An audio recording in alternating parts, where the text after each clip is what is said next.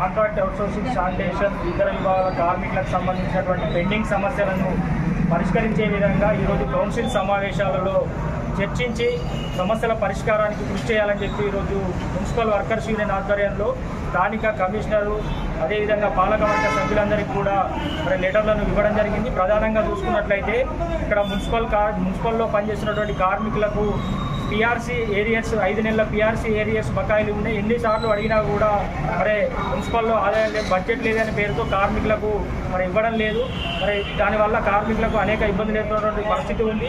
అదేవిధంగా మున్సిపల్ కార్మికులకు సంబంధించినటువంటి పిఎఫ్ సమస్యలు 2009 నుంచి 12 వరకు 3 సంవత్సరాల పిఎఫ్ సమస్య 118 మంది కార్మికులది పెండింగ్లో ఉన్నటువంటి పరిస్థితి ఉంది. అదేవిధంగా 33 మంది కార్మికులకు, అదేవిధంగా 25 మంది కార్మికులు విలీన గ్రామాలకు సంబంధించినటువంటి పిఎఫ్డబ్లను మున్సిపల్ ద్వారా కట్ చేసుకొని ఇప్పటి వరకు కూడా వాళ్ళకు తిరిగిస్తామని చెప్పి ఇవ్వకుండా నిర్లక్ష్యంగా వ్యవహరిస్తున్నటువంటి పరిస్థితి ఉంది. అదేవిధంగా కార్మికులకు సంబంధించినటువంటి ఈఎస్ఐ కార్డులు, ఐడెంటిటీ కార్డులు కూడా ఇవ్వడం లేదు.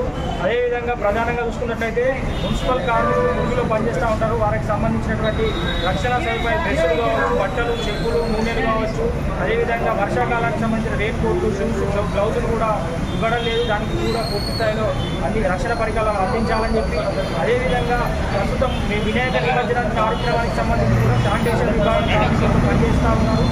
4-5 రోజుల పాటు అక్కడ పనిచేయడం వల్ల నీళ్ళలో ఉన్న కూడా కార్మికులకు అనారోగ్యాల పాలు అనేక ఇబ్బందులు ఎదుర్కొంటారు. కాబట్టి పనులను వేరే ఇతరులతో చేయించాలని చెప్పి కూడా ఈరోజు తెలియడం జరిగింది.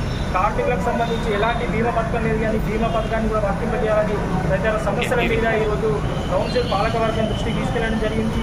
కౌన్సిల్లో చర్చించి సమస్యలన్నీ పరిష్కరించాలని చెప్పి మేము డిమాండ్ చేస్తా ఉన్నాం. లేని పక్షంలో మున్సిపల్ కార్మికులందరూ పెద్ద ఎత్తున ఆందోళన పోరాటం